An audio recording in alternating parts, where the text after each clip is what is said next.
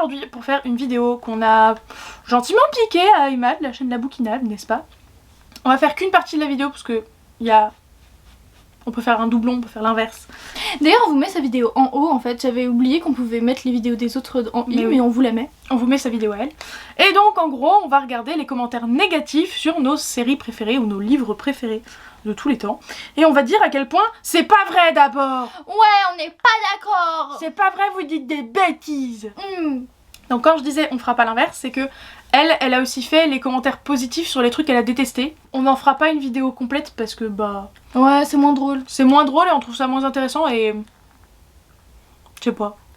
On n'a pas envie particulièrement de vous parler des livres qu'on n'a pas aimés en fait. On a envie d'encenser ceux qu'on aime, mais pas forcément les autres quoi.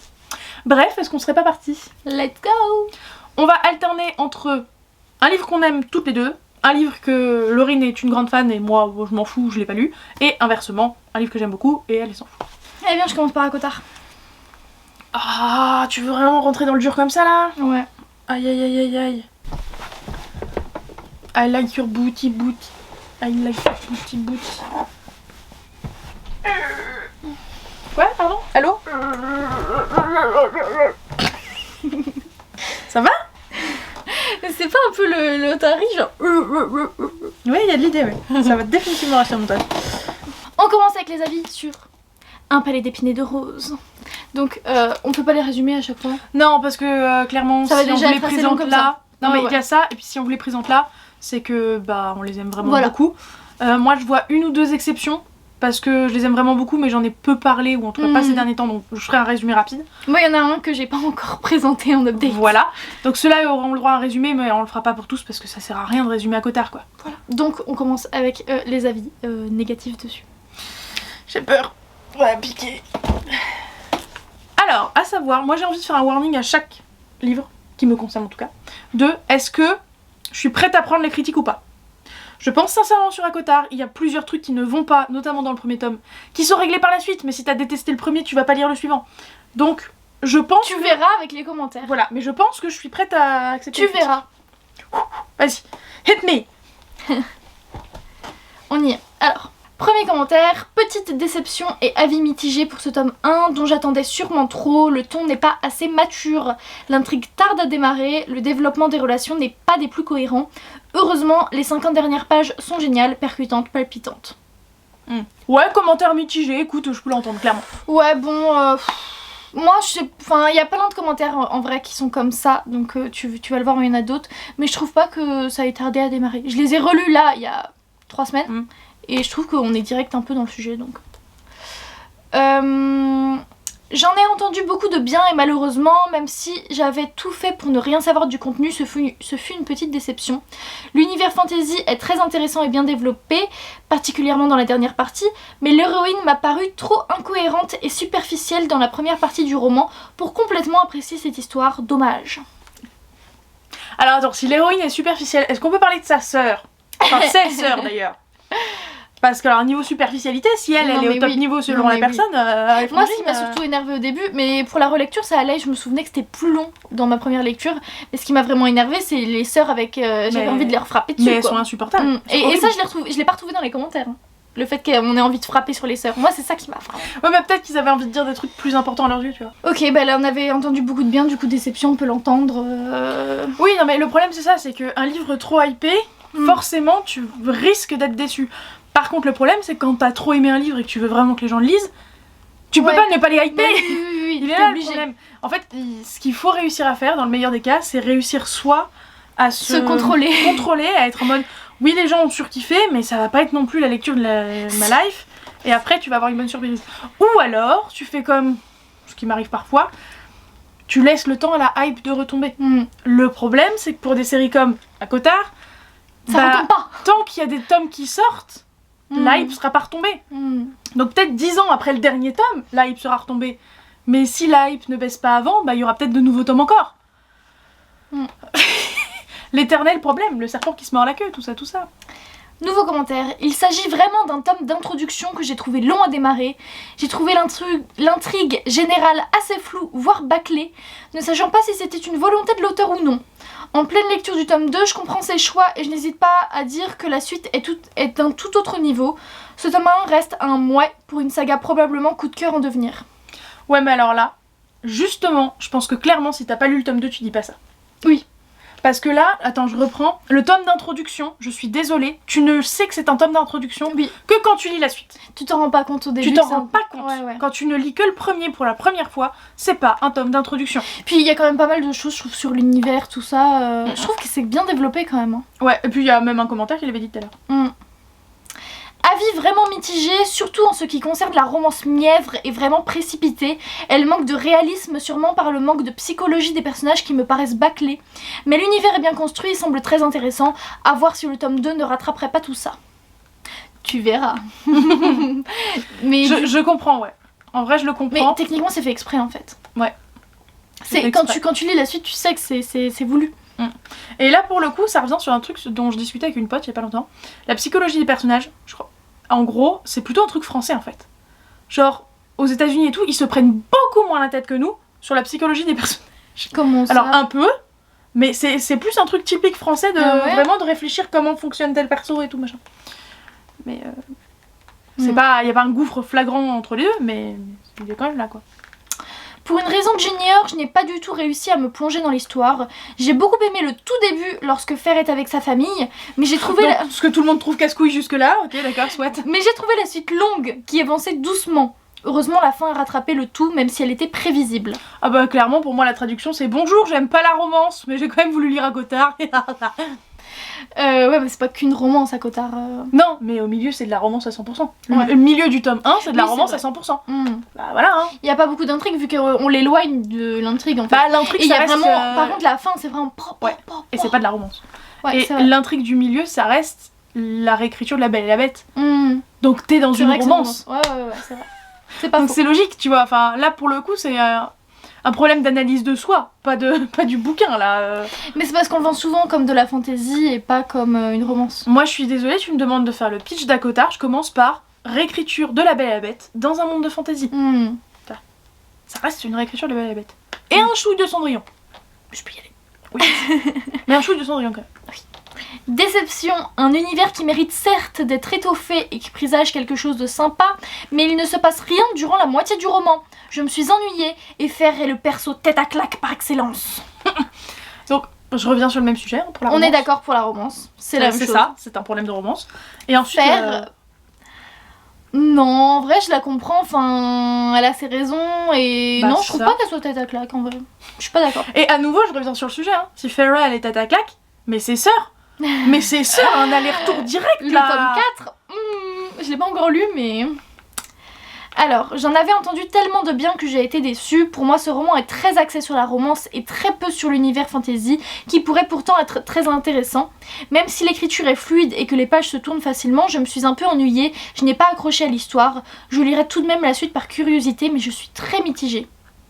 T'inquiète, tu vas t'accrocher après. En vrai, on redit la même chose là. Ouais, clairement.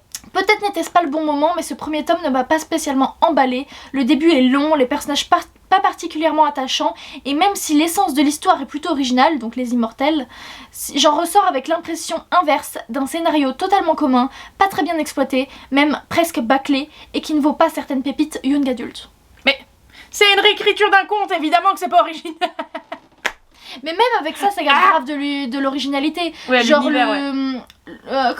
comment il s'appelle celui qui dit toujours la vérité? Suriel? Suriel. Le Suriel. Rien que ça, c'est grave de l'originalité, enfin je sais pas. Mais ma best bitch. Je suis désolée, mais le premier tome, il est quand même excellent. Même si le reste est meilleur, le premier tome est excellent. Oui. Et je me suis tiré les cheveux. Oui, c'est dire la volonté d'approuver ça. Plus que 2 commentaires. Pas emballé, déjà vu et déjà lu une grande partie de la trame du bouquin dans d'autres histoires. C'est une lecture agréable et addictive, mais j'en ai pas perdu mon chapeau. Ce serait sympa d'arrêter de commencer les sagas de fantasy par des scènes de chasse. Qu'est-ce qu'ils ont tous avec ça? Ils ont besoin de manger, des bilus. C'est pas con. Mais du coup c'est vrai. Mais c'est vrai. Oui, c'est vrai. Mais du coup moi ça me fait penser aussi à Hunger Games avec la scène de chasse. Mais en fait le truc c'est que ça te fait rentrer dans l'action directe. C'est vrai. C'est pas le bonjour, voici une présentation des personnages. C'est mon papa, c'est ma soeur, c'est ma soeur. On crève la dalle. Bah oui, là c'est sûr ça monte direct, elle est en train de chasser. Et puis ça commence quand même là l'intrigue en mode c'est de là que ça part, donc c'était inévitable. Oui, et voilà, je reviens. Oui, c'est la même trame que notre bouquin, ça s'appelle une réécriture de conte. Ouais, mais même au-delà de ça, le côté fantasy, je trouve que les failles et tout ça, ça ressemble pas à autre chose au moins. Bah, je trouve que maintenant, suite à ACOTAR, on en voit de plus en plus partout, mais pas avant, non. C'était justement assez nouveau, je trouve. Et dernier commentaire sur ACOTAR, et on y va. Lecture atroce et laborieuse, c'est mou, insipide, et l'héroïne est une espèce de Katniss Everdeen au rabais. Absolument toute l'intrigue sert la romance. Ce n'est pas un roman de fantasy, mais une romance pure et dure, et mauvaise avec ça. Alors, il y a des claques qui se perdent. Alors, d'un côté, j'ai envie de dire oui, effectivement, il y a des claques qui se perdent, et de l'autre côté, j'ai envie de dire oui, c'est fait exprès. Après, chacun son opinion, mais... Oui. Après, moi, je veux mettre un truc sur le... De toute façon, de base, la romance entre la Belle et la Bête, c'est pas très sain. Donc si tu trouves que la romance, elle est pas bonne, est-ce qu'au final, c'est pas un mal pour un bien? Ouais, mais je suis désolée, mais c'est pas mou, c'est pas insipide, c'est trop bien. Surtout que, en vrai, même si les 3/4 tu trouves ça mou, la fin tu peux pas trouver ça. Non mais oui. Je suis désolée, c'est la fin. Donc soit la personne a abandonné sa lecture et l'a pas dit, et elle a le droit, hein. Soit je sais pas ce qu'il faut faire pour elle, quoi. C'est quoi un livre pas mou alors? Je comprends que tu t'ennuies un peu quand elle est dans le palais et qu'il se passe rien, enfin voilà. Mais après il se passe de l'action quand même. Hein. Bah ouais. Bon, c'est vrai, c'est à la fin. Il y a de l'action. Oui. Et pas qu'un peu. Est-ce qu'on n'est pas parti sur ma petite Queen Clémentine Beauvais? Que tu vas montrer dès à présent. C'est pas la version du livre que j'ai moi, hein. Mais c'est trop shiny et rose pour toi. Trop rose et shiny. Mais sur le mien aussi, les roses, je crois que les boudins ils ont pas changé de couleur. C'est juste que moi il est bleu et pas argenté. Mais bref, donc Les Petites Reines de Clémentine Beauvais aux éditions Sarbacane dans la collection Exprime. J'ai même pas dit moi que c'était Sarah Gemas aux éditions La Martinière Jeunesse. Voilà, elle l'a dit maintenant et c'est en barre d'infos comme d'habitude. Pas besoin de vous faire un pitch, vous le connaissez trop bien. Alors, on est parti. J'ai eu du mal à en trouver des négatifs et les négatifs n'étaient pas si catastrophiques. Chick lit pour ado, peu crédible, comme la plupart des chick lit à vrai dire. Un peu lourd, idem, mais j'ai tout de même passé un bon moment en lisant ce livre. Un livre à lire sur la plage, surtout si on a 12-16 ans. Bah, je suis d'accord. Moi, je suis pas d'accord sur certains points. Moi, je suis d'accord que c'est de la chick lit. Oui. C'était assez simple. 12-16 ans, ouais, moi je suis d'accord en vrai. Alors, peu crédible, oui. Mais d'un autre côté, c'est toujours comme ça avec Clémentine Beauvais et c'est pas fait pour l'être en fait. C'est-à-dire qu'un truc qui est pas crédible, c'est comme si tu disais un roman de fantasy, ah c'est pas crédible. Ah non, c'est de la fantasy, crétin. Ok, je vois. Pour moi, c'est le même truc, oui, évidemment c'est pas crédible. Un peu lourd. Je sais pas ce qu'elle a trouvé lourd. L'humour peut-être. Moi je trouve ça un peu lourd parfois. Et si on a 12-16 ans, alors je suis désolée, non. Du haut de mes 26 ans et demi. Tu es spéciale Clémentine. Tu es quelqu'un de différent. Mais est-ce que tu as aimé? Ça allait. Voilà, tu as 20 ans. Pourquoi tu commences avec les choses qui fâchent? Non mais ce que je veux dire c'est que ça, pour moi ça véhicule vraiment des messages trop bien et trop beaux. Que t'es 12 ans, 16 ans, 20 ans ou 40 ans, tu vois. Alors oui, évidemment, c'est un jeunesse, mais tu t'attends à quoi d'autre? Malheureusement pour moi, j'ai eu beaucoup de mal à la lecture de ce bouquin. L'idée de départ était géniale, mais j'ai trouvé que trop d'humour tue l'humour. L'un des seuls passages qui a trouvé grâce à mes yeux, c'est la rencontre avec la gardienne du château, pas vous raconter, qui a raconté son histoire tragique et celle de ses sœurs. Dommage d'être passé à côté. Oui, c'est vrai que c'était intéressant ce passage. Mais c'est vrai que moi, l'humour, parfois, il m'a un petit peu bloqué, surtout au début. Je l'ai lu en un jour parce que j'étais dans une vidéo vlog 7 jours 7 livres. Donc je l'ai lu en un jour. Et c'est vrai qu'au début, j'ai eu un peu de mal avec l'humour. Puis après, c'est passé. Mais Mireille! Mais au début, c'était trop pour moi. Oui, mais justement, c'est le temps de te rendre compte que après, c'est elle, quoi. Mais... Elle est comme ça et puis c'est tout. J'adore la plume de Clémentine Beauvais, mais je suis pourtant passée totalement à côté de ce roman. Je n'ai pas apprécié l'humour parfois problématique pour aborder des thèmes aussi délicats chez les plus jeunes. Malgré des personnages attachants, le message initial véhiculé tombe complètement à plat. Je sais pas comment tu peux trouver que le message tombe à plat. Pour moi, c'est limpide, clair, net. Ouais. Déjà, il y a le message principal quand même de... Les grossophobes pensent que les gros sont gros parce qu'ils font pas d'efforts. La meuf, elle se tape la moitié de la... Enfin, les meufs se tapent la moitié de la France à vélo. Si ce n'est toute la France à vélo, mais après, du coup, elle a vraiment maigri et ils lui font... ah bah, c'était pour maigrir, non. Enfin, on sait que non.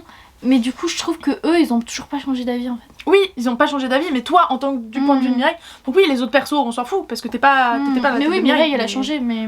Bah voilà, c'est ça. Ouais, du coup, j'ai pas trouvé grand chose de plus, parce que la plupart des gens adorent Clémentine Beauvais et ont adoré Les Petites Reines à juste titre, flûte, mais ouais, je sais pas comment on pouvait dire que les messages étaient pas bien passés ou... Le seul truc que je peux comprendre, c'est comme on disait, l'humour lourd. Mais comme c'est complètement mon humour, j'ai du mal à le voir, vous voyez, mais je peux le comprendre, on va dire. Regardez le bébé que j'ai en grand format. Il est pas trop beau. Je suis trop contente de l'avoir acheté en brochet depuis qu'ils ont été réédités. Ça faisait au moins 2 ans qu'ils y avaient plus du tout. Que tu l'attendais de pied ferme. Ah non mais je suis trop contente. Donc Viens on s'aime de Morgane Moncomble aux éditions Hugo Roman. Brochet. Bon, je vous reparle pas du résumé, mais vraiment je me remets pas tellement il est beau. Mais c'est parti pour les commentaires. Il fait partie de ce que je dois lire dans l'année, je rappelle. Oui. Pour laquelle je suis forcée, donc si ça se trouve, ces commentaires vont me refroidir et je n'aurai plus envie de le lire. Tu veux que je te frappe? Ça n'a pas intérêt. Franchement déçue, je trouve que le livre est bourré de clichés. Les personnages, non déjà les personnes, ne sont pas originaux, je le déconseille. Ah, si les personnages ne sont pas originaux. Non, c'est les personnes, justement, c'est moi qui me dis les personnages, mais... pas originaux. Qu'as-tu à répondre à ça? Non. Pas originaux? Violette, elle est perchée au possible. Comment tu trouves que c'est pas original?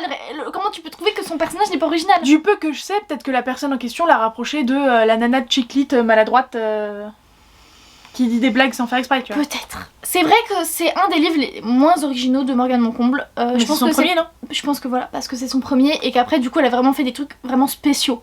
Et c'est vrai que ça peut ressembler à d'autres choses, mais c'est incroyable cette romance, donc on passe aux autres. Je le déconseille. Comment ça tu le déconseilles? Enfin, t'es qui? J'ai voulu changer mes... Attends, pardon, je regardais parce que j'ai cru que c'était le logo d'une nana que je connais, mais non. J'ai voulu changer mes habitudes de lecture. 4 petits points. Et je me suis laissée tenter par ce livre... Et me suis laissée tenter par ce livre. 4 petits points. 3 petits points. Je n'ai absolument pas aimé. 4 petits points. Je me suis ennuyée. 3 petits points. Impossible de rentrer dans l'histoire. 4 petits points. Ce n'est pas tout. Ce n'est pas du tout mon style de lecture, au moins maintenant, j'en suis sûre. Ouais, bah là j'ai envie de te dire... Alors pourquoi tu nous embêtes? Bah c'est ça, la meuf elle a juste découvert que c'était pas son style de lecture et du coup elle le dit à tout le monde. Pourquoi tu nous embêtes? mais en fait on s'en fout que ça soit ton style de lecture ou pas, j'ai envie de dire. On te demande de critiquer un bouquin, mais si c'est pas ton style de lecture, le critique pas. Si t'aimes la fantaisie avec plein de trucs et qu'après tu te retrouves avec du Morgane Moncomble, c'est sûr que c'est pas non plus... voilà, c'est pas ton style quoi. Bah non. Ensuite, j'ai bien aimé l'idée de départ que je trouvais assez originale. Tu vois là, on trouve ça original. Merci. Ah voilà. Mais un peu déçue par la suite de certains moments prévisibles, nunuches, voire clichés à souhait. Sinon, oui, bah je sortirais Princesse Cucu, j'ai compris, voilà. Sinon, la plume de Morgane est toujours aussi agréable à lire, avec les petites touches d'humour, juste comme il faut. Merci. Au moins la fin rattrape. Mais, enfin... Ouais, il y a un événement qui est prévisible quand même. Mais je pense honnêtement, après il n'y a plus d'événements prévisibles avec les autres romans de Morgane. De toute façon, que la prévisibilité, oui c'est pénible entre guillemets quand tu tombes dessus que tu l'as vu venir, mais si le reste est super, c'est pas gênant. Je prends un Brittany Sea Cherry, le tome 2 de la saga Elements. Il se passe un truc, mais alors c'est le summum du cliché. Mais alors le summum du cliché, ça m'a saoulé sur le moment, c'est clair. Parce que en plus d'être prévisible, c'est un cliché relou que j'aime pas. Mais j'ai tellement aimé le reste que m'en foutais un peu quoi. Je suis vraiment déçue de ma lecture. Déjà, qui se comporte comme ça avec son meilleur ami? Dormir ensemble, se faire des câlins devant un film, des bisous dans le cou? C'est pour ça que je trouve que le reste du livre n'a pas de sens. Ils sont en couple depuis le début de l'histoire sans l'assumer, tout simplement. Alors oui, mais justement, c'est le fait qu'après ils arrivent à l'assumer, tout ça. Trop mignon. Ouais, alors je t'avoue qu'à lire son commentaire, je suis d'accord sur la théorie. Hein. Je sais pas comment je vais le prendre quand je lirai le livre. Oui, c'est vrai qu'ils sont proches dès le début. Mais justement, c'est un Friends to Lover et... Ils sont trop mignons. Ils sont trop kiki. Oui, d'accord, Friends to Lover. Mais oui, je comprends. Mais des bisous dans le cou de ton pote, c'est quand même chaud. Dans tous les sens du terme. Je suis pas sûre qu'ils le fassent vraiment. Hein. Je me souviens plus si... Eh bah, je te dirai. Oui. Lecture vraiment mitigée pour ma part. Des éléments m'ont beaucoup gênée, notamment la relation qu'entretiennent les deux personnages principaux, dès le début très ambigu. Des scènes m'ont même mis mal à l'aise vis-à-vis des supposés petits amis des protagonistes. Cependant, c'est une bonne lecture, une romance addictive que je recommande. Traduction à ne pas mettre en les mains des copains jaloux quoi. Oui, il faut pas, c'est vrai qu'ils sont pas très... Réglo. ils sont un petit peu proches. Bah, c'est juste qu'ils sont cons et qu'ils s'en rendent vraiment pas compte. Hein. Mais c'est vrai que quand tu les regardes et que tu dis t'as une copine et c'est pas elle. Ah d'accord. Ah oh. Bon d'accord. Mais ils sont trop mignons, on leur pardonne. Hein. Ils sont pipou. De fou. Pipou, j'aime bien. C'est très drôle, mais franchement, les deux personnages principaux m'ont gonflé. Ami, oui, je crois que ça parle beaucoup quand même de cette relation qui a choqué des personnes. Ami, c'est cela, oui. Ça dort ensemble, collés l'un contre l'autre, ça se relook tout le temps, ça se caresse, se frotte, oui, oui. Alors, c'est ça se relook, hein. Parce que ça se relook à mon avis. Je sais pas si c'est la personne qui a mal écrit ou toi qui a mal lu, mais... Reluc, pardon. Ça se caresse, ça se frotte, oui, oui, amis platoniques. Ils font du mal aux gens en sortant avec d'autres personnes alors qu'ils sont amoureux, fous l'un de l'autre. Ce déni m'a plus gonflé que touché. Ça m'a vraiment gonflé de la... Laurine, elle est choquée elle-même ou t'arrives pas à lire? Ça m'a vraiment gonflé de la mort qui tue le côté amitié. Platonique, mais en fait on s'aime, on se désire, on se veut de plus nous parler. Hein? Laurine, elle veut pas le lire, elle veut pas. Bon, après elle dit c'est comme si le bouquin commençait au chapitre 13 plein de clichés. Mais je crois qu'elle dit des spoils, donc je vais rien dire. Mais encore une fois, la relation choc, bon... En vrai, moi, j'ai même pas pensé que ça pourrait embêter cette relation, parce que moi, j'ai bien aimé tout ça. Mais après, c'est vrai que... En soi, ça m'a gênée dans tomber amoureux de son colocataire, le fait qu'ils étaient déjà amoureux l'un de l'autre. Mais la différence, c'est que dans tomber amoureux de son colocataire, dans leur pensée, ils savent qu'ils sont amoureux. Alors que là, ils ne savent pas qu'ils sont amoureux, donc tu les vois quand même tomber amoureux l'un de l'autre, et la relation qui avance. Moi, je me demande s'il n'y a pas un problème de jalousie de la part des personnes qui lisent aussi. En mode, je détesterais qu'on me fasse ça, ou ce genre de truc, tu vois. Qui se mettent trop à la place des petits copains, petites copines des héros, et qui se disent, putain, ça se trouve, mon copain, ma copine fait ça dans mon dos, machin. Ou juste qu'ils trouvent pas ça crédible que deux meilleurs amis soient comme ça sans réaliser qu'ils sont amoureux. Peut-être aussi. Dernier commentaire, terrible déception. J'ai trouvé la relation et son évolution gênante vis-à-vis d'autres personnages. Je n'ai pas spécialement apprécié Violette, que je trouve également malaisante. Comment ça? Et les trop nombreux dramas de la fin m'ont fait lire en diagonale l'histoire pour le finir au plus vite. Je n'ai rien contre les histoires clichés qui peuvent très bien fonctionner avec moi, mais là, c'était too much. Bah... Ton cœur est-il brisé? Un peu. Je suis pas d'accord. Enfin, pour moi, vraiment, c'est une romance qui est doudou, c'est vrai. C'est un petit peu... peut-être un peu cliché, mais encore, je suis pas très... Voilà, on peut dire que c'est un Friends to Lover. Et donc, si vous appelez ça cliché, tous les Friends to Lover, soit. Mais du coup, c'est forcément, ça rentre dans une catégorie. Surtout que c'est aussi une histoire de colocataire. Et il y a plein d'histoires de colocataires. J'ai l'impression que le Enemies to Lovers a tellement le vent en poupe en ce moment que le Friends to Lovers, on le voit pas tant que ça. Hein. Ouais, mais moi j'aime beaucoup les Friends to Lovers en vrai. Je préfère moi. J'en ai pas beaucoup, mais je trouve ça vraiment très sympathique. Et personne ne parle quand même de la plume de Morgane Moncombe qui est absolument sublime. Donc ça, je vois que personne n'arrive à dire une critique là-dessus. Après c'est vrai que elle s'est améliorée avec les événements où tu t'y attends pas et qui fassent vraiment des booms. Il y en a quand même dans ce tome-ci, mais c'est vrai que tu peux peut-être t'y attendre. Et mais vraiment moi le personnage de Violette je le trouve tellement drôle que je vois pas qu'on puisse lui reprocher quelque chose. Elle est incroyable cette nana. Voilà, c'est tout pour moi. Et on part sur une autre lecture qu'on aime toutes les deux, Les fiancés de l'hiver. Christelle Davos, premier tome de La Passe Miroir aux éditions Gallimard Jeunesse, vous le saviez déjà. Alors ce premier commentaire est assez fabuleux. Il est pas très détaillé et d'habitude on prend plutôt des commentaires détaillés, mais alors celui-là il t'a fait rire. Il m'a fait rire. Parce qu'on parle de la passe miroir, les gars. Je veux dire, c'est un ovni. Et littéralement, quand j'ai scrollé pour chercher les mauvais commentaires, j'ai vu plein de fois les mots ovni. C'est vrai, c'est hyper innovant et on a rarement vu ça. Et il y en a un qui nous dit normal. Point. C'est tout. Voilà. Comment tu peux trouver ça normal. C'est vrai. D'ailleurs, si vous voulez voir nos avis sur la passe miroir, on a fait une vidéo vlog quand on relisait les 4 tomes qu'on vous met juste pour nous mener jusqu'au 4e en fait. On relisait les 3 premiers pour lire le 4e.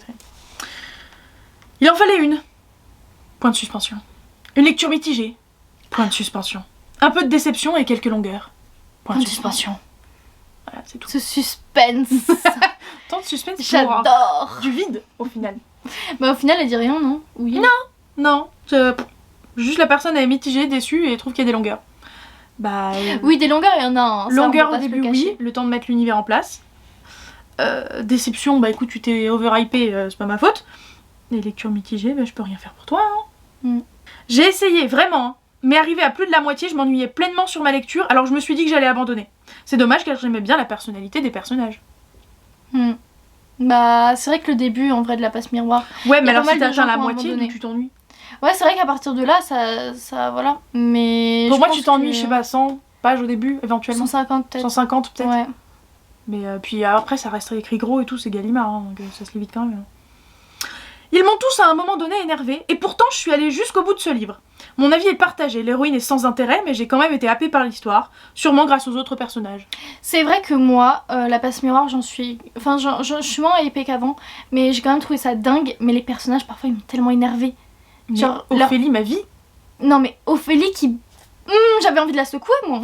Oui, mais elle est tellement réaliste. Oui, c'est vrai. Je veux dire, faut arrêter avec les meufs badass. Oui, c'est vrai, c'est réaliste. Qui claquent des fesses à tout le monde, là, et qui pètent la tronche de tout le monde, et qui sont super badass, qui sont intelligentes, qui savent se battre comme des déesses. Ophélie, elle est humaine, en fait. Ouais, c'est ça. Je suis d'accord, c'est vrai. Parce que, je prends un exemple au pif, comme ça, mais Kéléana, et elle est un peu craquée du cul, non? Alors oui, elle a un background. Elle a un background. Elle a vite fait des traumas dans le fond, mais sinon la meuf est sur le papier parfaite en fait. C'est un peu relou quoi. Et c'est pour ça que tous les mecs la veulent. Aussi. Une très grande déception pour moi. Un livre qui fait parler de lui depuis beaucoup de temps. Quand je me suis plongée dans l'histoire, je m'attendais à rentrer dans un monde incroyable, plein de magie. Mais en réalité, je suis restée les deux pieds au sol, à attendre que quelque chose de super se passe. Arrivé aux pages 200, j'ai compris que le livre ne serait pas un coup de cœur. Qu'en pense-t-on ? En vrai, je suis d'accord avec ce qu'ils disent quand même. C'est terrible. C'est terrible, c'est affreux. Mais comme on le disait tout à l'heure, je pense que la passe miroir, ça fait partie de ces trucs où soit t'accroches à l'univers, soit t'accroches pas quoi. Oui. Et donc on peut admettre et comprendre dingue. que... L'univers est dingue, mais je peux comprendre que ça passe pas. Ou même ceux qui aiment trop la romance, genre vraiment la romance et qui aiment pas en dehors, je comprends totalement qu'ils s'accrochent pas. Je ressors de cette lecture frustrée du fait d'avoir commencé une saga que je ne finirai peut-être jamais. Ce livre ne m'a pas convaincue autant par sa magie que j'ai trouvé faible et pas assez utilisée, par ses personnages principaux qui manquent de caractère et de présence, que par les révélations finales dont je ne trouve pas grand intérêt. Est-ce que je lirai la suite ? L'avenir nous le dira. Ce drama sur la fin de commentaire. Après, la magie et tout, ça arrive dans les autres tomes aussi, enfin ça se développe au fur et à mesure. Oui, mais je trouve que déjà dans le premier tome, tu perçois à quel point il y a du potentiel magique. Et comme tu sais que c'est une tétralogie, ça va arriver. Peut-être qu'à l'époque, la personne ne savait pas. Bon, je crois qu'on a plus ou moins déjà fait la conclusion de on peut comprendre qu'on rentre pas dans l'univers, les gens trouvent des longueurs, on peut l'entendre aussi. Et mais tu te rends compte quand même que l'univers est dingue et si t'aimes ce genre, je vois pas comment tu peux ne pas aimer. Oui, mais je crois que c'est à peu près tout. Comment elle a dégainé ça, s'il te plaît. J'ai pas le tome 1 parce que Clémy doit le lire. Donc ça sera pas pour tout de suite, t'es au courant ça... Bon, j'arrive. Bientôt j'espère. Non mais oh. Mais ils sont courts. Mais je m'en fous. 300 pages. 300 pages. Donc, Vampire Academy de Richel Mead aux éditions Castelmore. C'est parti, lisons les mauvais commentaires. Enfin, les commentaires qui n'aiment pas. Bref, vous m'avez compris. Ce sont des mauvais commentaires. C'est des mauvais gens, voilà. Ils sont en mauvais fond. On commence fort, mais c'est le justifié.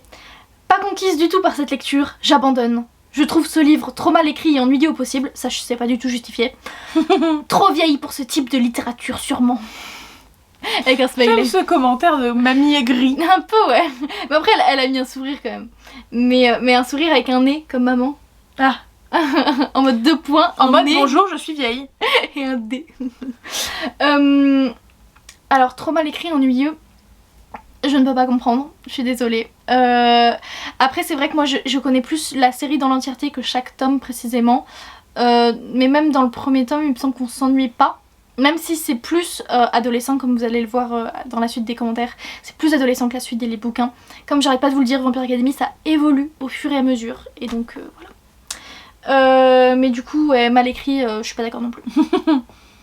Non mais tu fais pas trop gaffe au style d'écriture non plus. Il est vrai que je fais pas trop gaffe au style de l'écriture. Deuxième commentaire, mon premier livre dans le genre Beatlit, et autant dire que je suis très déçue. C'est pas très encourageant pour ce genre, j'espère que tous les livres de traitants de vampires ne sont pas comme ça. C'est pas un livre de vampires comme les autres. Arrêtez. Moi c'est pour ça que j'y suis toujours pas allée, hein, parce que c'est estampillé vampire, et je sais, tu vas m'engueuler, mais... Mais ça, c'est presque... Déjà ça parle même pas de vampires, et c'est presque comme si ce n'était pas des vampires. Alors arrêtez, ça n'a presque rien à voir avec des vampires. Oui bon d'accord, ça s'appelle Vampire Academy. Mais c'est pas des vampires, c'est des vampires, des moroïdes, des strigoïdes. Voilà, c'est tout. Arrêtez, stop. Et donc... Oui, mais tous ensemble ils forment des... vampires, merci. Mais Non, je suis désolée, ce livre est trop génial dans le genre biblite. Moi, je le vois pas comme de la bitlite. Même si c'en est, techniquement, je dirais. Mais moi, je le considère pas comme de la bitlite. C'est là de la bitelite. Bitelite. Assez sympa, mais je m'attendais à mieux, sans doute à cause du début assez lent et de l'univers pas assez ancré dans la réalité des humains. Une intrigue un peu fofolle qui part parfois dans tous les sens, et une fin vraiment trop précipitée qui pourrait d'ailleurs se suffire à elle-même.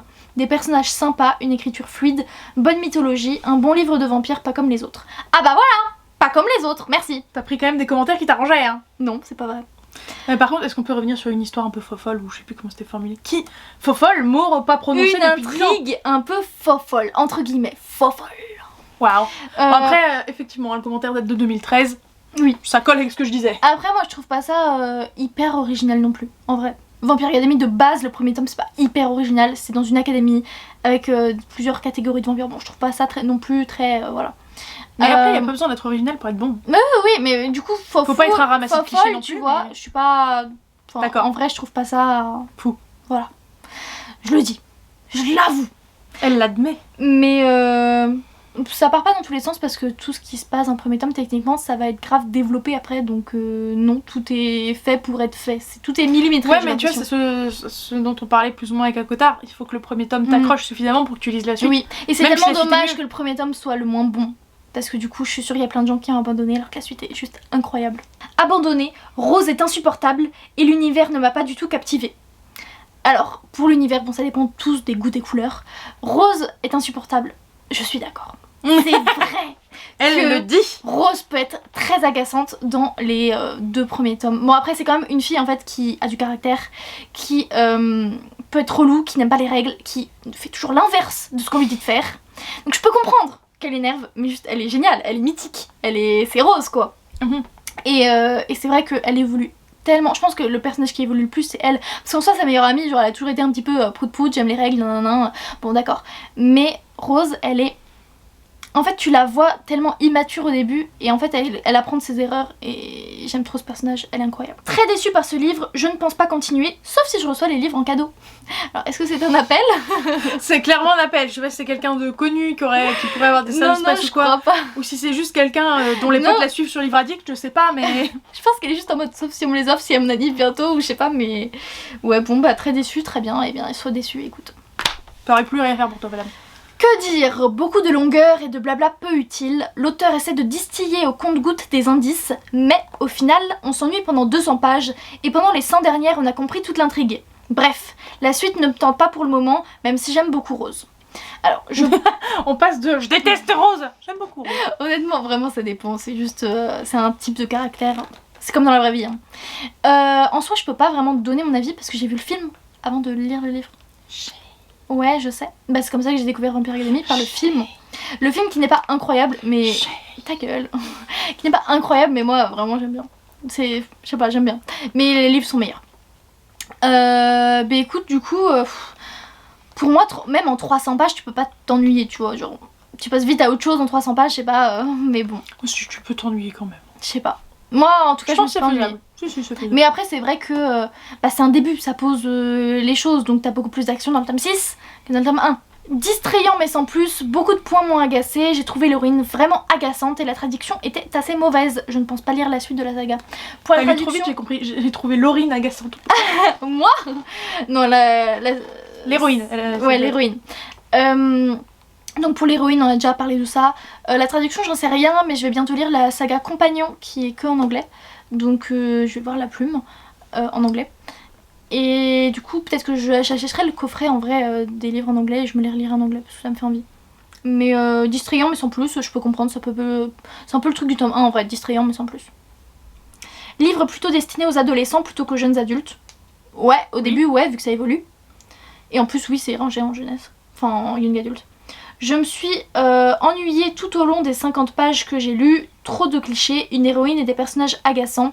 J'ai eu l'impression de me retrouver dans un Gossip Girl version vampire. C'est vrai que le premier tome, je peux comprendre. Non. Mais y a des trucs que je peux le concevoir. Parce que vraiment, il n'y a pas encore tout le côté... Il y a quand même tout le côté combat, entraînement, qui va peut-être te plaire, tout ça. Il y a de l'entraînement. Vous remarquez qu'elle essaye de me vendre le truc. Hein. Oui, mais c'est vrai qu'il y a aussi... en fait, elle rentre dans l'académie après 2 ans sans y être allée, et donc forcément, il y a des dramas. Mais les dramas partent après, je vous jure. J'ai arrêté après la 15e blague sur le shopping et les vêtements, c'est-à-dire à même pas 100 pages. Du bon gros nanar indigeste. Si c'est de meilleure qualité que le reste de la young adulte, la situation est vraiment plus grave que je ne le pensais. Ça me fait rire, ça a l'air d'être un mec qui aime pas du tout les trucs comme ça. Bah c'est ça, ouais. Mais après j'ai pas du tout vu les trucs. En plus elles font du shopping une fois dans le bouquin. C'est vrai, c'est une sortie. Mais sinon je vois pas trop... Je vois même pas quand elle parle des tenues. Mais bon, soit, si la personne a retrouvé 15 trucs, ok, mais moi je les ai même pas vus. Ah bah est-ce que 15 c'est exagéré ou est-ce que vraiment 15 Je pense que c'est exagéré quand même. Bah je sais pas, je te dirais. Hein. Je n'ai pas réussi à accrocher, principalement à cause de Rose qui est insupportable, on l'a déjà dit, mais aussi parce que j'avais la mauvaise impression que tout tournait en rond dans le récit. Je suis pas d'accord, pour moi ça avance. Tout est un peu brouillon et certaines remarques me font grincer des dents, une série qui n'est pas pour moi, 12. Après elle avoue que c'est pas pour elle. Le dernier commentaire. Un début de roman un peu tortueux qui ne donne pas forcément envie de poursuivre, mais une fois tous les personnages mis en place, les intrigues se succèdent, donnant toujours, je pense qu'il manque le mot envie, d'aller plus loin. Une histoire complexe dans un roman adolescent, j'ai été surprise de la qualité de ce roman. Oh oui, ça finissait bien. Oui.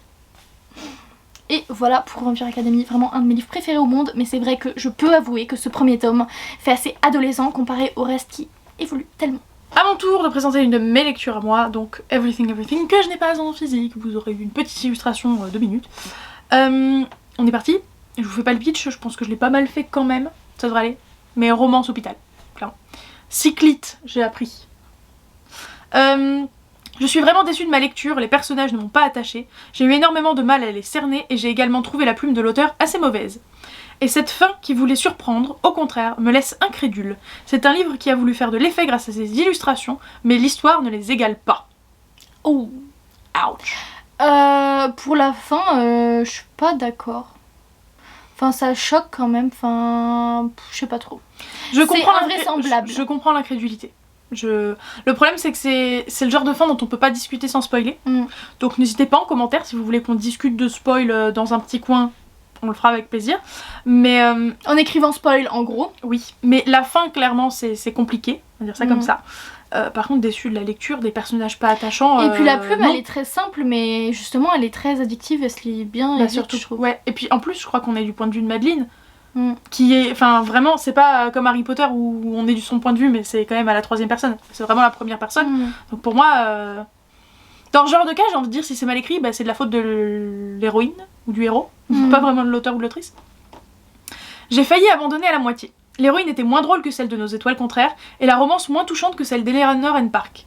Alors arrêtons de comparer aux autres livres, s'il vous plaît. Déjà. Enfin, pourquoi tu compares à d'autres livres? Déjà, Eleanor and Park, quel est le rapport? Pour moi, il n'y a pas de rapport en fait. Bah, lycée... Non, elle va pas au lycée. Non, il n'y a aucun rapport. Il n'y a aucun rapport. Et en plus, la romance d'Eleanor and Park, je suis désolée, elle a pas marché avec moi, quoi. Et moins drôle que l'héroïne de Nos étoiles contraires. Elle est drôle. Je suis pas sûre qu'elle ait volonté d'être drôle ni l'une ni l'autre en fait. Sympa, un peu joyeuse dans leur personnalité, mais pas enfin voilà. En outre, il me manquait quelques éléments médicaux pour vraiment croire au récit. Ouais, mais c'est trop présent dans Nos étoiles contraires par exemple. Je pense que ça dépend des goûts et des couleurs, et puis des médecins. Enfin, je veux dire, j'ai pas non plus envie qu'on me noie sous le vocabulaire, quoi. Ah oui, je suis d'accord. Mais j'ai continué parce que ça se lit très vite. J'ai bien fait, la fin est bien plus intéressante. Dommage qu'il faille attendre les 60 dernières pages. Après, c'est toujours le plus palpitant, les dernières pages. Donc... Oui, bah c'est logique, quoi. Grosse déception. J'ai pas compris ce roman. Alors, la première partie, tout va bien. C'est bien écrit, poétique, émouvant. Entre parenthèses, même si la relation est un peu trop rapide à mon goût. Machin truc, je veux pas spoiler, aussi un peu gros à avaler. C'est moi qui ai bipé la chose. Mais la fin, point d'interrogation, point d'interrogation, point d'interrogation, point d'interrogation. Désolée, mais j'y ai tellement pas cru. J'exagère pas, c'est écrit. Limite foutage de gueule. Voilà, fallait que je le dise. Bah, c'est un gros cliffhanger. Enfin, non, c'est pas un cliffhanger, c'est un gros retournement de situation, quoi. Je peux l'entendre. Je peux l'entendre. C'est ce que je vous disais. On peut pas en parler sans spoiler. Et je comprends. Je peux l'entendre. Même si je trouve que la personne a fait des caisses. Bon. Everything Everything fut une lecture quelque peu décevante. Je n'ai pas été convaincue par l'histoire, très lente à démarrer. Apprécier tous les choix... Alors, la formulation est bizarre, mais je vais remettre j'ai pas à chaque fois, parce que j'ai pas apprécié tous les choix de l'auteur, et je n'ai pas été vraiment été touchée par ces personnages. Rien à commenter, tant pis pour toi, j'ai envie de dire. Une déception pour ce roman, c'est prévisible, vu, revu et re-revu. L'écriture est enfantine, ça ne m'a pas plu. C'est une ado qui écrit. Ça me paraît plutôt cohérent. Déception, bah tant pis pour toi. Et vu et revu. Oui, ça. Pardon. Non. Même toi qui aimes la cyclite. Même moi qui passe mon temps à lire des trucs de ce genre-là, non. Non, non et non. J'ai pas vraiment de conclusion à dire, c'est-à-dire que la fin, je suis d'accord. Enfin, moi, elle m'a plu sur le moment et après, je me suis rendu compte de la dimension problématique de la fin. Mais le reste, que ça soit décevant, que ça soit mal écrit, je suis pas d'accord. Bah, faut garder en tête que c'est du young adulte hein, et que c'est écrit du point de vue de la meuf. Oui. Qui n'a pas vu beaucoup de choses parce que c'est un enfant bulle. Oui. Et c'est pas mauvais, tu vois. Enfin, c'est normal, moyen, mais c'est pas, voilà, c'est pas mauvais. Un livre que nous avons lu toutes les deux et adoré. Donc là c'est le tome en anglais de Shannon Messenger et là c'est les éditions je ne sais pas. Bah, Le drame en direct. Emportée par l'engouement de ma fille pour ce livre, je me suis décidée à le lire. Ah, ça me fait rire. Ça démarre mal. On a fait la même chose avec maman quand même. Enfin j'ai fait la même chose. Oui mais souvent c'est elle qui venait chez nous pour demander des bouquins donc va pas se plaindre non plus. Hein.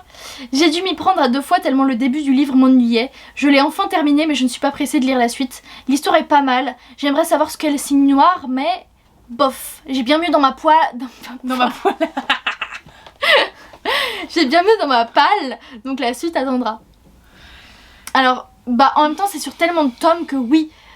Tu la prends pas tout de suite. Enfin, faut vraiment. Faut être patient avec cette série. Voilà, c'est ce que j'allais dire. Faut être patient avec cette série. Ouais, t'auras pas tout de suite, c'est sûr. Non, moi par contre, tu vois, le truc c'est que je suis en mode. C'est un peu. Enfin, c'est pas que c'est faux, mais si ta fille a réussi à être accrochée, tu peux pas dire que le début est chiant. Pour moi, les enfants ont moins de patience et se lassent beaucoup plus vite. C'est vrai. Donc ça me paraît incongru. Un premier tome très moyen, pour ne pas dire mauvais. L'univers est flou sous la plume de l'auteur, ce qui rend l'immersion inexistante. Les dialogues sont extrêmement mauvais. Extrêmement, hein, c'est violent. Les personnages clichés et peu développés à part l'héroïne qui en devient agaçante à être trop parfaite. Tout va trop vite, pas le temps d'installer une ambiance ou quoi que ce soit. Je passe sur cette saga jeunesse.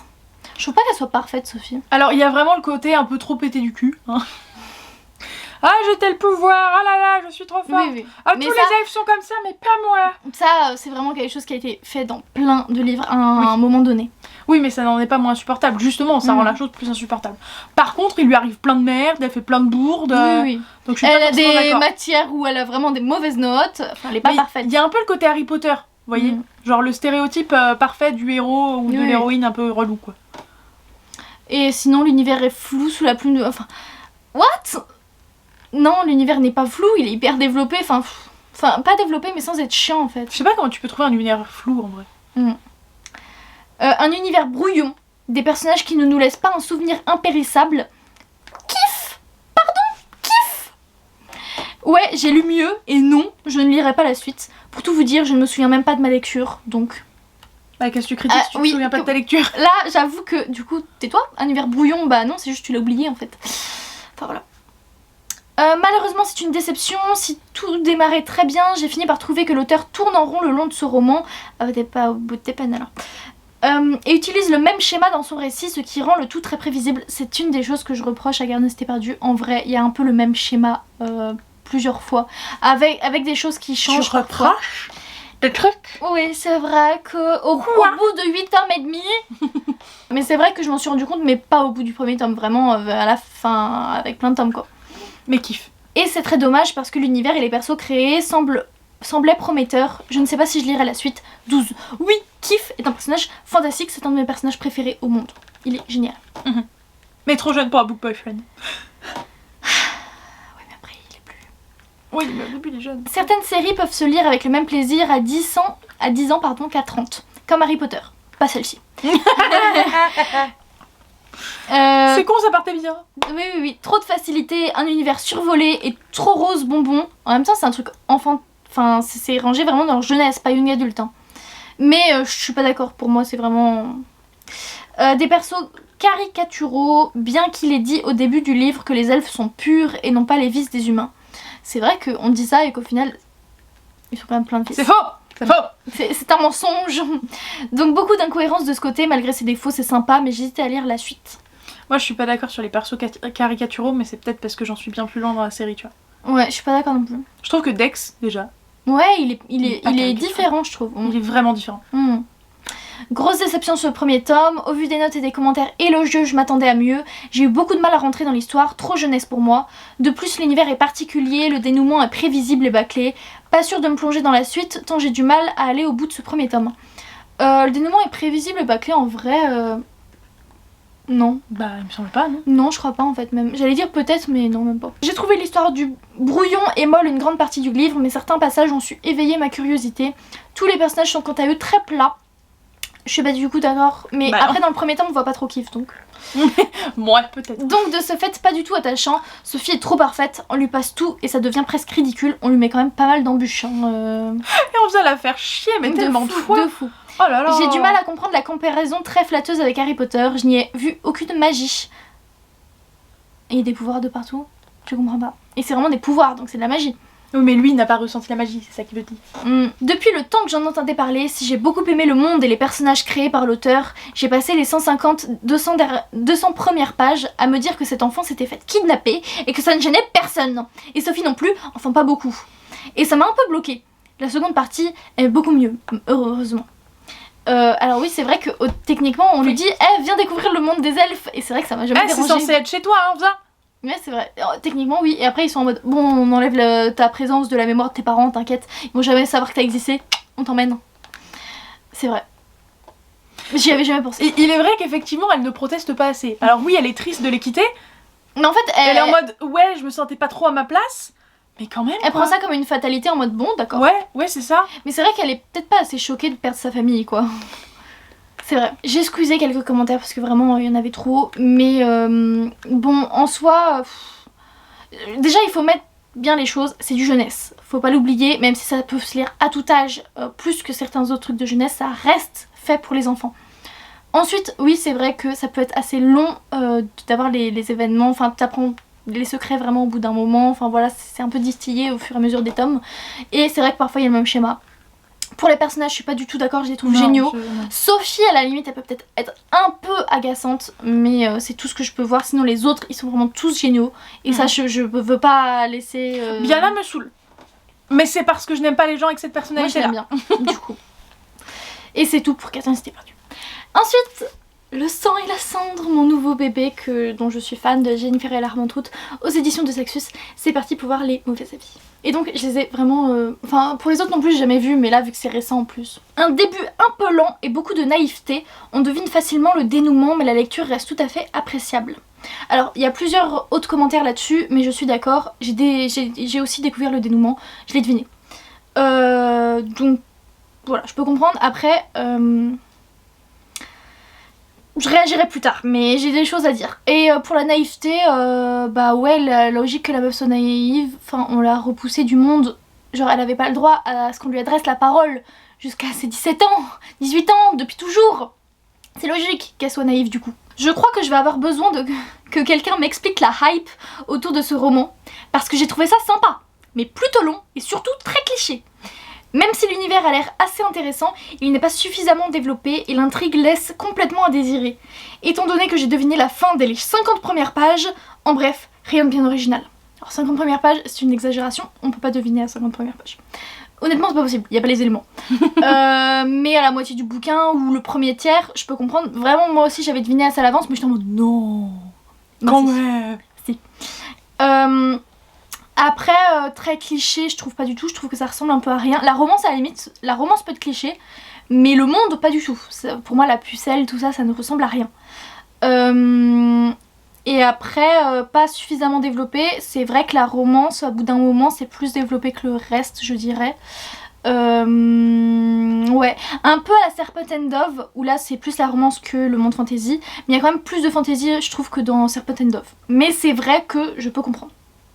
Pour ceux qui aiment la fantasy pure et dure, je peux comprendre. Grosse déception pour ce roman, très cliché, manque de cohérence par moments, l'intrigue se sent à des kilomètres. Et les personnages sont tout sauf attachants. En vrai, pourquoi pas. Pour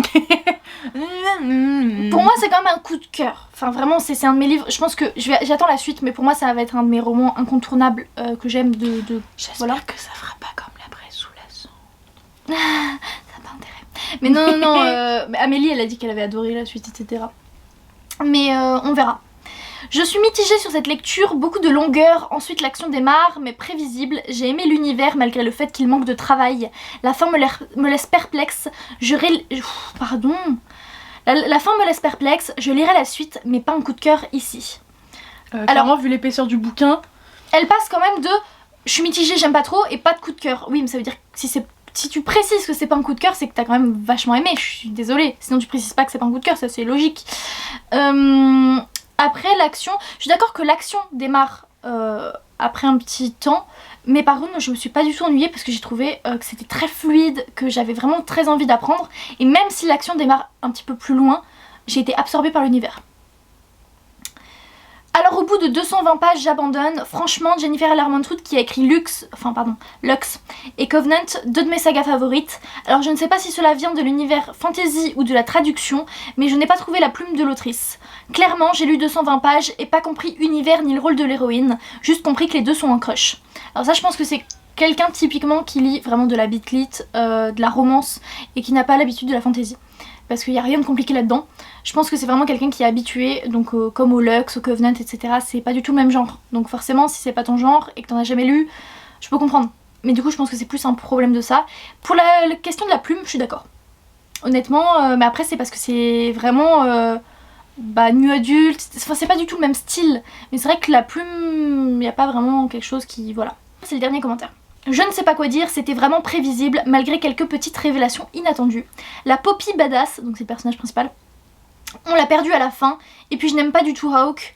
C'est un personnage qui est sur une balance, il y a du pour et du contre, cependant cette lecture a été fluide et m'a évadée. M'a évadée, ça veut rien dire, mais oui. Poppy, ouais, peut-être qu'elle a toute... Enfin, justement, elle est en mode, il se passe rien, après elle est en mode, je veux quand même, nanana. Peut-être qu'elle perd un petit peu l'engouement à la fin, mais elle se délivre quand même beaucoup plus, enfin elle est... Voilà quoi. Et Hawk, bah ok, si tu l'aimes pas, moi ça a été un crush incommensurable. Mais sinon, il y a quelques petits trucs que je peux comprendre, mais d'autres non. Donc la fin prévisible, ça ok. Et encore, c'est parce que j'ai déjà vu ce genre de schéma, donc j'étais assez rodée là-dessus. Mais je pense qu'il y a des gens qui le verront pas venir. Moi je vais vous faire un petit florilège, parce qu'en fait j'en ai 2-3 sur lesquels j'ai pas grand chose. Donc déjà Bépocalypse. J'en ai pas trouvé. Donc Bépocalypse d'Ariel Holz aux éditions École des loisirs dans la collection Medium Plus. J'ai cherché, il y avait des commentaires mitigés, mais il y avait toujours des bons points ou juste des... C'était bien mais je suis un peu déçue quand même, ce genre de truc, et ça n'a pas suffisamment d'intérêt. Et aussi parce qu'il n'y avait pas tant de commentaires que ça. Quand tu compares un Gardien des Cités Perdues à Bépocalypse, il y a moins de lecteurs, donc forcément il y a moins de commentaires, donc c'est moins propice aux commentaires négatifs, forcément. Ensuite, en numéro 2, je vous ai pris Magus of the Library. Autant j'ai du mal à choisir mon roman préféré, autant mon manga préféré, c'est évident, c'est celui-là. On va être honnête, j'ai pas le nom de l'auteur en tête. Ou de l'autrice d'ailleurs, je sais même plus. Je crois que c'est chez Kiyun, mais j'ai un gros doute sur la question. Mais comme d'hab, tout est en barre d'infos. J'ai trouvé genre 2 ou 3 commentaires négatifs, donc je vous les lis, comme je vous l'ai dit, petit florilège. J'avoue que cette lecture fut mitigée, pour ma part. J'ai bien aimé là où je voulais nous mener l'histoire, mais je reste quand même assez déçue. Une très bonne histoire, mais déjà les dessins ne m'ont pas plu du tout. J'ai trouvé assez... Je les ai trouvés assez bien travaillés, peut-être un peu trop, et donc ils deviennent complexes. Un certain confort de lecture a disparu, mais j'ai quand même apprécié dans l'ensemble. Donc vous voyez, c'est pas complètement négatif, mais les dessins sont splendides et je trouve pas qu'il manque à la clarté de la chose. Donc, normalement, je devrais vous mettre en bas un plan. Si c'est moi qui monte, si c'est Lorraine qui monte, vous ne l'aurez pas, sorry.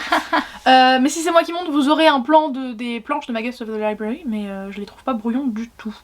Que voulez-vous? Et quelqu'un d'autre dit, même si j'ai aimé tout cet univers autour des livres, je n'ai pas accroché tant que cela à l'intrigue, que j'ai trouvé longue à démarrer.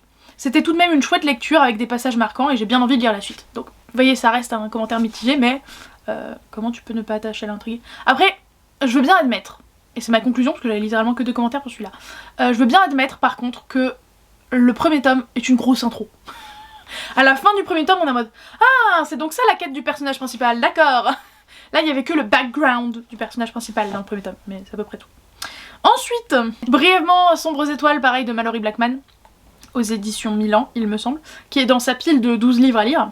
Une grosse déception pour moi qui suis fan de Mallory Blackman, l'insta-love et les personnages aux réactions et propos plus enrageants et perturbants les uns que les autres n'ont fait que m'agacer. Paradoxalement, c'est le personnage que tous les membres de l'équipage détestent le plus qui m'a le plus charmé. Il y avait du potentiel, mais il a été mal utilisé. Dommage. Alors, je ferai pas le pitch, mais en gros, c'est un parfait mélange à mes yeux entre une romance et de la SF. Et c'est vraiment une romance atypique, où il n'y a pas le format classique de la romance de on s'entend bien, on se rapproche, on s'aime, un gros truc drama arrive, du coup on se sépare ou on est loin l'un de l'autre et on se rabiboche. Sorry pour le micro-spoil, je crois qu'ils se marient à moins de 100 pages. Et après il se passe plein de trucs encore. Donc je peux vous garantir qu'il s'en passe des choses. Donc l'insta-love je comprends, parce que du coup comme je suis en train de le dire, ils se marient plutôt vite quand même. Les propos enrageants et perturbants, j'avoue que je m'en rappelle pas, parce que je l'ai lu une fois il y a longtemps, mais ça me dit rien. Par contre, effectivement, je me souviens que les personnages sont forts. Dans le sens où il y en a aucun qui passe inaperçu, et il me semble qu'il y avait vraiment un souvenir comme ça. Et le personnage que les gens détestent le plus, j'avoue, je ne me rappelle pas. Et ensuite, quelqu'un d'autre avait dit « À ma grande déception, l'histoire tourne plus autour d'une romance galactique qu'autre chose. Les dialogues sont à revoir, la rapidité de l'attachement entre les personnages en font un livre peu crédible, et j'ai trouvé le tout très niais. En bref, un roman superficiel à l'intrigue maladroite qui ne m'aura pas convaincue. Voilà. Donc je pense que les gens déçus en sont déçus parce qu'il y avait trop de romance à leur goût. Mais du coup, ça te plaira, n'est-ce pas? Et il y a quelqu'un d'autre qui dit aussi moins de mordant, moins de piquant aux yeux. Pas non plus une déception, mais voilà. Pas la folie furieuse, voyez-vous. Bon, je croyais que c'était les derniers, mais j'en avais d'autres. Sombres étoiles m'a laissé mitigée. Il y a d'excellentes choses, comme l'intrigue et le cadre dans lequel se déroule l'histoire, mais il y en a aussi de moins bonnes avec nos deux héros qui se la jouent feu de l'amour version accélérée. J'ai eu du mal avec leur relation en dents de scie, mais j'ai tout de même savouré les révélations dans le dernier quart du livre. On retrouve beaucoup le mot mitigé quand même au fur et à mesure de nos commentaires, peu importe le bouquin. Mitigé. Ouais, mitigé. Une lecture en demi-teinte qui avait pourtant bien démarré. L'histoire est intéressante pour les amateurs de SF et d'espace, seulement pour moi le rythme ne m'entraînait pas assez, je n'avais pas le goût d'y retourner. Cependant, les personnages sont très bien développés et la fin surprenante et réaliste. À lire pour se faire son propre avis. Halloween, c'est à lire pour se faire ton propre avis. En fait, le truc qui est compliqué, c'est que pour moi, pour apprécier ce livre, il faut aimer la SF, il faut aimer la romance. Et je pense, mine de rien, que c'est assez niche. Ouais. On doit pas être très nombreux à aimer les deux. Parce que si t'aimes beaucoup la SF et un tout petit peu la romance, tu vas trouver qu'il y a trop de romance. Et probablement inversement.